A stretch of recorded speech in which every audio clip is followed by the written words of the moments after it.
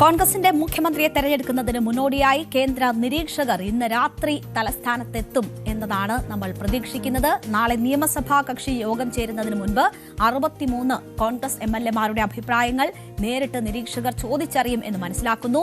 അജയ് മാക്കൻ, മുകുൾ വാസ്നിക് തുടങ്ങിയവരാണ് ഹൈക്കമാൻഡിന്റെ പ്രതിനിധികളായി കേരളത്തിലേക്ക് എത്തുന്നത്. അതിനിടെ ചില നിർണായക നീക്കങ്ങൾ ചെന്നിത്തലയുടെ ഭാഗത്തു നിന്നുണ്ടാകുന്നുണ്ട്. മുഖ്യമന്ത്രി ചർച്ചകൾക്കിടെ ഡൽഹിയിലെത്തിയ രമേശ് ചെന്നിത്തല കോൺഗ്രസ് ദേശീയ അധ്യക്ഷൻ മല്ലികാർജ്ജുൻ ഖർഗെയെയും രാഹുൽ ഗാന്ധിയെയും ഒക്കെ കണ്ട് കാര്യങ്ങൾ ധരിപ്പിക്കാനുള്ള ശ്രമത്തിലാണ്. ഹൈക്കമാൻഡിന്റെ സമ്മർദ്ദത്താലോ മറ്റോ കേസിക്ക് മുഖ്യമന്ത്രി സ്ഥാനമോഹം ഉപേക്ഷിക്കേണ്ടി വന്നാൽ ചെന്നിത്തലയ്ക്ക് നറുക്ക് വീഴാനുള്ള സാധ്യത ഏറെയാണ് എന്ന സൂചനകൾ കൂടി വരുന്നുണ്ട്. എന്നാൽ എംഎൽഎമാരെ ഒപ്പം നിർത്താനുള്ള തീവ്ര ശ്രമത്തിലാണിപ്പോൾ വി.ഡി. സതീശൻ പക്ഷം. അപ്പോൾ എന്താണ് കോൺഗ്രസിൽ നടക്കുന്ന ചർച്ചകൾ, ചരടുവലികൾ എന്നതാണ് നമ്മൾ ഇനി വിശദമായി പരിശോധിക്കാൻ പോകുന്നത്. കേരളത്തിലെ മുഖ്യമന്ത്രി ആരാകും എന്ന ചോദ്യം ഉയരുന്നു. നാളെയാണ് നിയമസഭാ കക്ഷി യോഗം നടക്കുന്നത്. ആ യോഗം ചേരാനിരിക്കെ കോൺഗ്രസിൽ മുഖ്യമന്ത്രി സ്ഥാനം ഉറപ്പിക്കാനുള്ള ചരടുവലികളാണ് സജീവമായിട്ടുള്ളത്. എ.ഐ.സി.സി നിരീക്ഷകരായ അജയ് മാക്കനും മുകുൾ വാസ്നിക്കും ഉടൻ കേരളത്തിലേക്ക് എത്തും. എംഎൽഎമാരുടെ അഭിപ്രായം ഹൈക്കമാൻഡിനെ അവർ അറിയിക്കും. മല്ലികാർജ്ജുൻ ഖർഗെയും രാഹുൽ ഗാന്ധിയും ഇന്ന് മുതിർന്ന നേതാക്കളുമായി സംസാരിക്കും എന്ന സൂചനകൾ കൂടി വരുന്നുണ്ട്.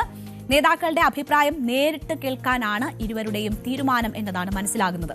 ആവശ്യമെങ്കിൽ ഘടകകക്ഷികളുടെ താൽപര്യം കൂടി അറിയാനുള്ള ശ്രമം ഉണ്ടാകുമെന്ന് പറയുന്നു. അതിന് രാഹുൽ ഗാന്ധി തന്നെ ഘടകകക്ഷി നേതാക്കളുമായി നേരിട്ട് സംസാരിക്കാനുള്ള സാധ്യതയുണ്ട് എന്ന റിപ്പോർട്ടുകളാണ് വരുന്നത്. അതേസമയം കെ.സി. വേണുഗോപാലിന്റെ പേരും എ.ഐ.സി.സി നിരീക്ഷകർ എംഎൽഎമാരോട് ചർച്ച ചെയ്യും എന്ന സൂചനകൾ കൂടി വരുന്നുണ്ട്. ആ രീതിയിലുള്ള ധാരണകൾ ഉണ്ടായിട്ടുണ്ട് എന്നതാണ് മനസ്സിലാകുന്നത്. നമുക്കറിയാം, ഇന്നലെ മല്ലികാർജ്ജുൻ ഖർഗെയുടെ വസതിയിൽ കെ.സി. വേണുഗോപാലും രാഹുൽ ഗാന്ധിയും ഖർഗെയുമായുള്ള ആദ്യവട്ട കൂടിക്കാഴ്ചകൾ നടന്നിരുന്നു. എന്തായാലും കെ.സിയെ കുറിച്ചുള്ള അഭിപ്രായങ്ങൾ കൂടി ആരായും എന്നതാണ് മനസ്സിലാകുന്നത്. ഹൈക്കമാൻഡിന്റെയും എംഎൽഎമാരുടെയും പിന്തുണ നേടിയെടുക്കാനുള്ള തീവ്ര ശ്രമത്തിലാണ് ഈ ഘട്ടത്തിൽ കെ.സി. വേണുഗോപാലും വി.ഡി. സതീശനും രമേശ് ചെന്നിത്തലയും എന്നതാണ് മനസ്സിലാകുന്നത്. എന്താണ് വി.ഡി. സതീശന്റെ നീക്കങ്ങൾ എന്ന് നോക്കിയാൽ, എംഎൽഎമാരുടെ പിന്തുണയിൽ പിന്നിൽ പോയാലും പ്രവർത്തകർക്കിടയിലെ അനുകൂല വികാരം തനിക്ക് ഗുണമാകുമെന്ന ആത്മവിശ്വാസമാണ് വി.ഡി. സതീശനൊപ്പമുള്ളവർ പങ്കുവെക്കുന്നത്. നമുക്കറിയാം, ഇന്നലെയാണ് വി.ഡി. സതീശൻ എറണാകുളത്ത് എത്തിയ വി.ഡി. സതീശന് സ്റ്റേഷനിൽ ലഭിച്ച സ്വീകരണം നമ്മൾ കണ്ടതാണ്. ആ ദൃശ്യങ്ങൾ കണ്ടതാണ്. അവിടെ കേരളത്തിന്റെ മുഖ്യമന്ത്രി എന്ന് ആർത്ത് വിളിച്ചുകൊണ്ടുവരുന്ന പ്രവർത്തകരെ കണ്ടതാണ്. അപ്പോൾ അങ്ങനെ നിരവധി ഉദാഹരണങ്ങൾ കാണിക്കാനുണ്ട് വി.ഡി. സതീശനെ സംബന്ധിച്ച്. ജനങ്ങളുടെ വികാരം തനിക്കൊപ്പമാണെന്നതാണ് വി.ഡി. സതീശന്റെ ഏറ്റവും വലിയ അസറ്റ് ഇപ്പോൾ എന്നത് നമുക്ക് മനസ്സിലാകും. എന്തായാലും കെ.സി. വേണുഗോപാലിനും രമേശ് ചെന്നിത്തലയ്ക്കും ഒപ്പം നിൽക്കുന്ന എംഎൽഎമാരെ സ്വന്തം പക്ഷത്തെത്തിക്കാനുള്ള നീക്കം കൂടി വി.ഡി. സതീശൻ ക്യാമ്പ് നടത്തുന്നുണ്ട് എന്നതാണ് ഇപ്പോൾ വരുന്ന വിവരം. എംഎൽഎമാരും നിരീക്ഷകരും തമ്മിലുള്ള കൂടിക്കാഴ്ചയിൽ നിന്ന് സംസ്ഥാനത്തിന്റെ ചുമതലയുള്ള ജനറൽ സെക്രട്ടറി ദീപാദാസ് മുൻഷിയെ ഒഴിവാക്കണമെന്നൊരാവശ്യം സതീശൻ ക്യാമ്പ് ഹൈക്കമാൻഡിന് മുന്നിൽ വെച്ചിട്ടുണ്ട് എന്ന റിപ്പോർട്ടുകളുണ്ട്. നിരീക്ഷകരെത്തും മുൻപ് കൂടുതൽ എംഎൽഎമാരെ ഒപ്പം നിർത്താനുള്ള ഒരു ശ്രമമാണ് വി.ഡി. സതീശൻ പക്ഷം നടത്തിക്കൊണ്ടിരിക്കുന്നത്. കെ.സി. വേണുഗോപാലിനും രമേശിനും ഒപ്പം നിൽക്കുന്ന എംഎൽഎമാരിൽ ചിലരെങ്കിലും സ്വന്തം പക്ഷത്തേക്ക് കൊണ്ടുവരാൻ ആകും എന്ന പ്രതീക്ഷയാണ് ഇവർക്കുള്ളത്. നിരീക്ഷകർക്ക് മുന്നിൽ കെ.സി. വേണുഗോപാലിന്റെയോ രമേശിന്റെയോ പേര് പറഞ്ഞാലും രണ്ടാമത്തെ ചോയ്സ് എന്ന നിലയിലെങ്കിലും വി.ഡി. സതീശന്റെ പേരും പറയിപ്പിക്കാനാകുമോ എന്നുള്ള ഒരു ശ്രമമാണ് നടക്കുന്നത്. അതിനുള്ള ശ്രമം വി.ഡി. സതീശൻ പക്ഷം ഊർജിതമാക്കിയിട്ടുണ്ട് എന്ന റിപ്പോർട്ടുകൾ വരുന്നു. നിരീക്ഷകരുമായുള്ള കൂടിക്കാഴ്ചയിൽ ദീപാദാസ് മുൻഷിയുടെ സാന്നിധ്യമുണ്ടായാൽ എംഎൽഎമാർ സ്വാധീനിക്കപ്പെടുമെന്ന വാദമാണ് വി.ഡി. സതീശൻ പക്ഷം ഉയർത്തുന്നത്. കെ.സി. വേണുഗോപാലിന്റെ നോമിനിയായിട്ടാണ് ഏതാണ്ട് അദ്ദേഹത്തിന് അരങ്ങൊരുക്കാനുള്ള ചുമതലയാണ് ദീപാദാസ് മുൻഷിയുടെ നേതൃത്വത്തിൽ നടന്നത് എന്നതാണ് വി.ഡി. സതീശൻ പക്ഷത്തിന്റെ ആക്ഷേപം. അതുകൊണ്ട് തന്നെ ഈ കാരണം ചൂണ്ടിക്കാട്ടി ഈ എംഎൽഎമാരുമായുള്ള കൂടിക്കാഴ്ചയിൽ നിന്ന് ദീപാദാസ് മുൻഷിയെ ഒഴിവാക്കണമെന്ന ആവശ്യമാണ് ഇപ്പോൾ വി.ഡി. സതീശൻ പക്ഷം ഹൈക്കമാൻഡിന് മുന്നിൽ ഉന്നയിച്ചിരിക്കുന്നത്. നിലപാടുകളുടെ രാജകുമാരൻ എന്ന വിശേഷണത്തോടെ വി.ഡി. സതീശനൊപ്പമുള്ള ചിത്രം പങ്കുവെച്ചുകൊണ്ട് നെയ്യാറ്റിൻകര എംഎൽഎ എൻ ശക്തൻ എന്തായാലും വി.ഡി. സതീശനുള്ള പിന്തുണ പരസ്യമാക്കിയിട്ടുണ്ട്. രമേശിന്റെ വിശ്വസ്തൻ ടി.ജെ. വിനോദും എ ഗ്രൂപ്പിലെ കെ ബാബുവിന്റെ മനസാക്ഷി സൂക്ഷിപ്പുകാരനായ ദീപക് ജോയിയും ആലുവയിലെ വീട്ടിലെത്തി വി.ഡി. സതീശനെ കണ്ടു എന്ന ഒരു കാര്യം കൂടിയുണ്ട്. ഇരുവരോടും സതീശൻ പിന്തുണ അഭ്യർത്ഥിച്ചു എന്നതാണ് സൂചന. എന്നാൽ സൗഹൃദ സന്ദർശനം മാത്രമായിരുന്നു എന്നതാണ് ഇരുവരും പ്രതികരിച്ചത് ഈ വിഷയത്തിൽ. എന്തായാലും ആ വിധത്തിലൊക്കെ എംഎൽഎമാരെ ഒപ്പം നിർത്താനുള്ള ശ്രമമാണ് വി.ഡി. സതീശൻ പക്ഷം ഊർജിതമാക്കിയിട്ടുള്ളത്. വയനാട് പള്ളിക്കവലയിൽ 70ഓളം കോൺഗ്രസ് പ്രവർത്തകർ യോഗം ചേർന്ന് സതീശനെ മുഖ്യമന്ത്രിയാക്കണമെന്നാവശ്യപ്പെട്ട് ബോർഡ് സ്ഥാപിച്ചു. ആലുവയിൽ സതീശനെ കാണാനെത്തിയ പ്രവർത്തകരിൽ പലരും ഹൈക്കമാൻഡിന് മുന്നറിയിപ്പ് നൽകി എന്നൊക്കെയുള്ള വാർത്തകളുണ്ട്. ഫ്ലെക്സ് യുദ്ധം ഒരു ഭാഗത്ത് നടക്കുന്നുണ്ട്. ഈ 3 നേതാക്കൾക്കുമായി ഫ്ലെക്സുകൾ ഉയർന്നുകൊണ്ടിരിക്കുന്ന കാഴ്ച തന്നെയാണ് സംസ്ഥാനത്തുള്ളത്.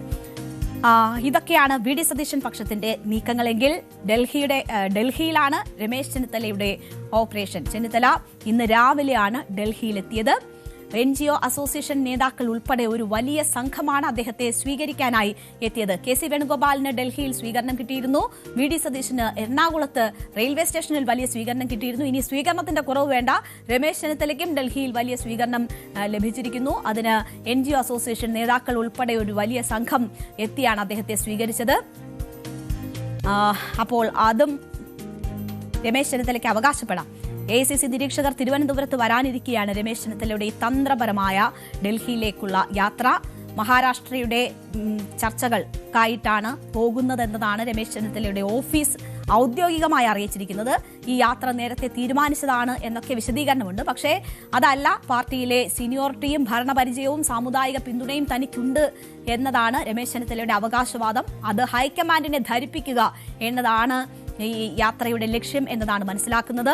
നിയമസഭാ തെരഞ്ഞെടുപ്പിലെ വിജയത്തിന്റെ മുഴുവൻ അവകാശവും വി ഡി സതീശന് മേൽ കെട്ടിവെക്കാനുള്ള ശ്രമങ്ങൾക്ക് തടയിടുക എന്നതാണ് ചെന്നിത്തല ഈ യാത്രയിലൂടെ ലക്ഷ്യമിടുന്നത് എന്ന് ഏറ്റവും അടുത്ത വൃത്തങ്ങൾ സൂചിപ്പിക്കുന്നുണ്ട്. അപ്പോൾ തന്റെ ക്ലെയിം ഹൈക്കമാൻഡിനെ അറിയിക്കുക എന്നതാണ് പ്രധാനമായും ഈ യാത്രയിലൂടെ ലക്ഷ്യമിടുന്നത്. മുഖ്യമന്ത്രി സ്ഥാനത്തിനായുള്ള ചരടുവലി ശക്തമായിരിക്കെയാണ് എന്തായാലും രമേശ് ചെന്നിത്തല ഈ നിർണായകമായ നീക്കം നടത്തിയിരിക്കുന്നത്. രമേശ് ചെന്നിത്തല പക്ഷേ മാധ്യമങ്ങളോട് പറഞ്ഞത് മുഖ്യമന്ത്രി സ്ഥാനത്തെ ചൊല്ലി തർക്കമില്ല എന്നതാണ്. ഉചിതമായ തീരുമാനം ഹൈക്കമാൻഡ് ഈ വിഷയത്തിൽ കൈക്കൊള്ളുമെന്നും രമേശ് ചെന്നിത്തല പറഞ്ഞു. അദ്ദേഹത്തിന്റെ പ്രതികരണം കേൾക്കാം. ഇതൊരു പ്രോസസ്സാണ്. സാധാരണഗതിയിൽ ഹൈക്കമാൻഡിന്റെ പ്രതിനിധികൾ വരുന്നു, അവരെല്ലാവരുമായിട്ട് സംസാരിക്കുന്നു, അത് കഴിഞ്ഞിട്ട് അവർ ഹൈക്കമാൻഡ് റിപ്പോർട്ട് കൊടുക്കുന്നു, പാർട്ടി നേതൃത്വം തീരുമാനം എടുക്കുക. അത് എപ്പോഴുള്ള കാര്യമല്ലേ, പുതിയതായിട്ടൊന്നും ഉണ്ടായിട്ടില്ലല്ലോ ഇവിടെ. ഒരു മത്സരത്തിന്റെ ആവശ്യമില്ല. എല്ലാവരും MLA-മാർക്ക് എല്ലാം കാര്യങ്ങൾ അറിയാവുന്നവരാണ്. അത് എല്ലാവരും ഒരുമിച്ച് നിന്നുകൊണ്ട് തീരുമാനമെടുക്കും. പരിഗണിച്ചിട്ടില്ല. അപ്പോൾ ഈ MLA-മാരുടെ നമ്പർ എന്ന് പറയുന്നത് ആപേക്ഷികമാണോ? നമ്മളൊരു കാര്യം മനസ്സിലാക്കണം, ഇതെല്ലാം ഹൈക്കമാൻഡിന്റെ പരിധിയിൽപ്പെട്ട കാര്യങ്ങളാണ്. അവരാണ് എന്ത് നടപടി വേണമെന്ന് തീരുമാനിക്കുന്നത്.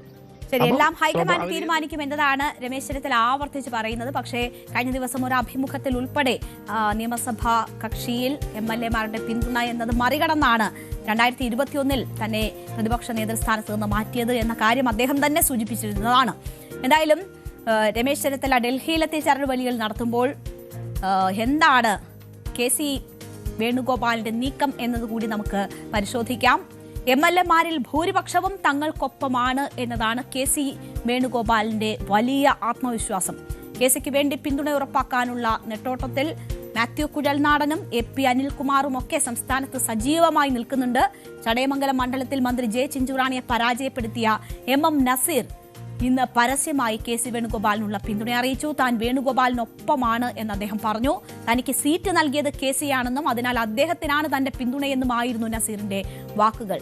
KCക്ക് എന്തായാലും MLA-മാരുടെ എണ്ണം എടുത്താൽ അതിൽ ഭൂരിപക്ഷം പേരും KC വേണുഗോപാലിനൊപ്പം നിൽക്കും എന്നത് വലിയ ഒരു പ്ലസ് പോയിന്റ് ആയിട്ട് അവിടെ നിൽക്കുന്നുണ്ട്. പക്ഷേ PCC അധ്യക്ഷനായുള്ള ഇപ്പോഴത്തെ തെരഞ്ഞെടുപ്പ്, ദേശീയ തലത്തിൽ ഉത്തരവാദിത്തങ്ങളുണ്ട് എന്നത്, ഹൈക്കമാൻഡിന്റെ ഏറ്റവും വിശ്വസ്തൻ എന്ന സ്ഥാനം, ഇതൊക്കെ മറികടന്ന് KCയെ കേരളത്തിലേക്ക് അയക്കാൻ ഹൈക്കമാൻഡ് തയ്യാറാകുമോ എന്ന ചോദ്യം നിൽക്കുന്നു. അതാണ് ഒരു വിലങ്ങുതടിയായിട്ടുള്ളത്. ഒരു ഘട്ടത്തിൽ, ഏതെങ്കിലും ഘട്ടത്തിൽ KC വേണുഗോപാലിന് ഈ സ്ഥാനത്തിന്റേക്കുള്ള ചരടുവലിയിൽ നിന്ന് മാറി നിൽക്കേണ്ടി വന്നാൽ പകരം രമേശ് ചെന്നിത്തലയെ പിന്തുണയ്ക്കുമോ എന്ന ചർച്ചകൾ കൂടി നടക്കുന്നുണ്ട്. അതിനുള്ള സാധ്യതകളും ഏറുന്നു എന്നതാണ് മനസ്സിലാക്കുന്നത്. എന്തായാലും KCക്ക് തിരിച്ചടിയായി ഇന്നൊരു പരസ്യ പ്രസ്താവന ഉണ്ടായിരിക്കുന്നത് ഓർത്തഡോക്സ് സഭയുടെ ഭാഗത്തു നിന്നാണ്.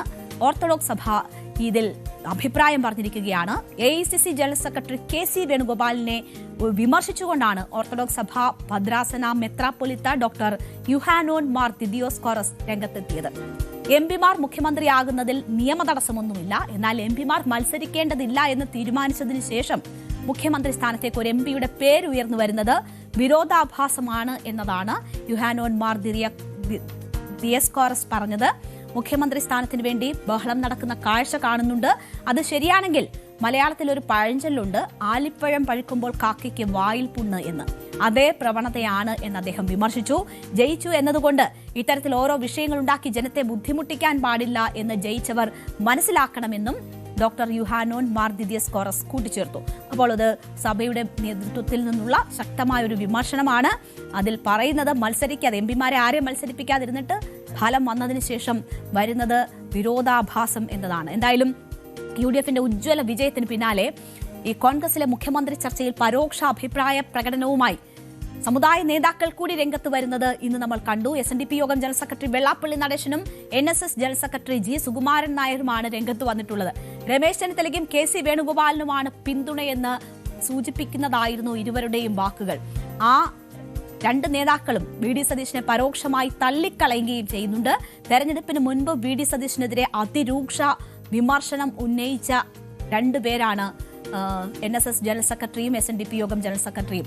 അപ്പോൾ ഇരുവരും ഇപ്പോൾ അതിൽ മലക്കം മറിയുന്നത് കൂടി കാണുകയാണ് കേരളം. മുഖ്യമന്ത്രി സ്ഥാനത്തേക്ക് ചെന്നിത്തലയെ പിന്തുണച്ച് രാവിലെ ആദ്യം വന്നത് G സുകുമാരൻ നായരാണ്.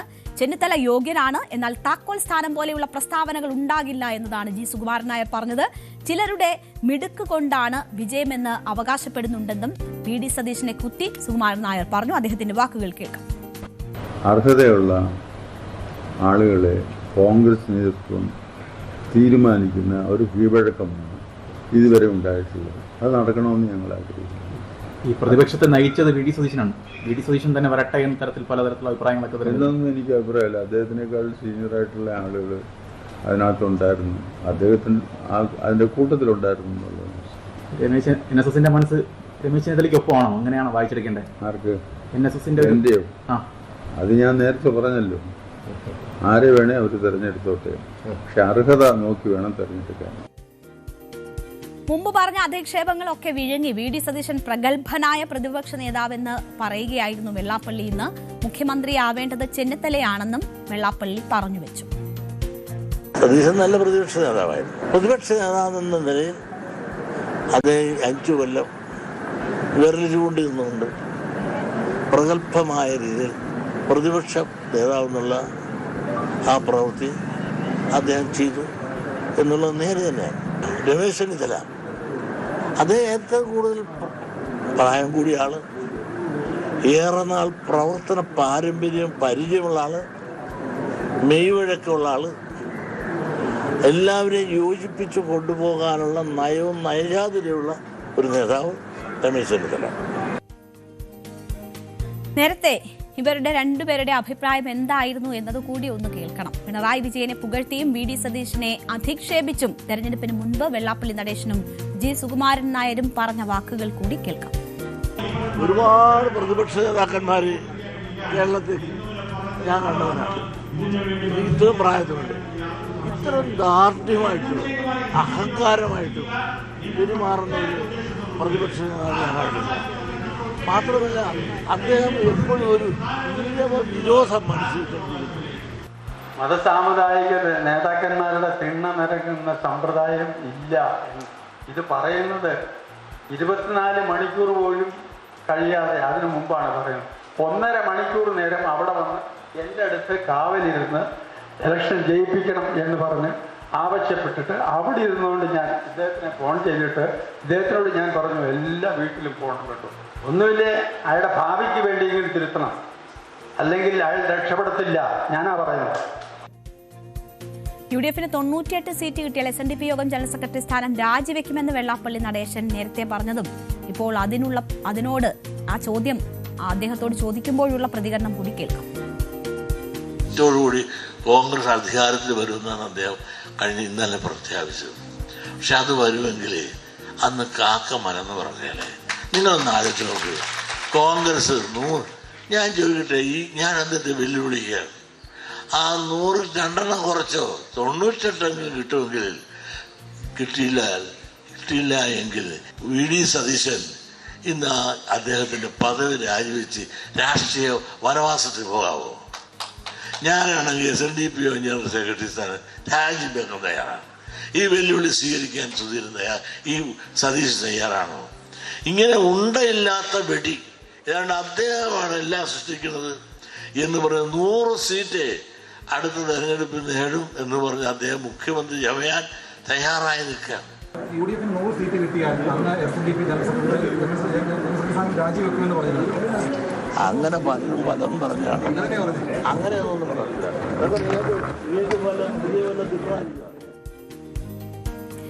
പറഞ്ഞത് മാറ്റി പറയാൻ പറ്റുന്നവർക്ക് എല്ലാം പറയാൻ പറ്റും. എന്തായാലും അദ്ദേഹം അതിനെ എങ്ങനെയാണ് തള്ളിക്കളയുന്നത് നമ്മൾ കണ്ടതാണ്. എന്തായാലും കോൺഗ്രസ് അതിന്റെ പരമ്പരാഗത രീതിയിൽ മുഖ്യമന്ത്രി തീരുമാനത്തിലേക്ക് പോകുന്നു എന്നതാണ് ഇപ്പോഴത്തെ നടപടിക്രമങ്ങളിൽ നിന്ന് മനസ്സിലാകുന്നത്. അവർ സമയമെടുത്ത് തീരുമാനിക്കട്ടെ.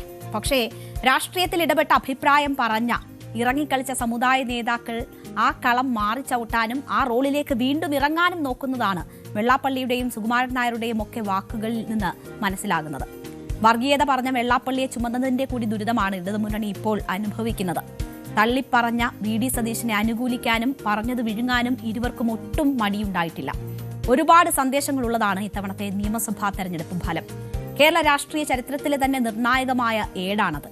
ഈ ഫലം രാഷ്ട്രീയത്തിൽ ഇറങ്ങിക്കളിച്ച നിലമറന്ന സമുദായ നേതാക്കൾക്കുമുള്ള മുന്നറിയിപ്പാണ് എന്ന് അവരും ഉൾക്കൊണ്ടാൽ നല്ലത്.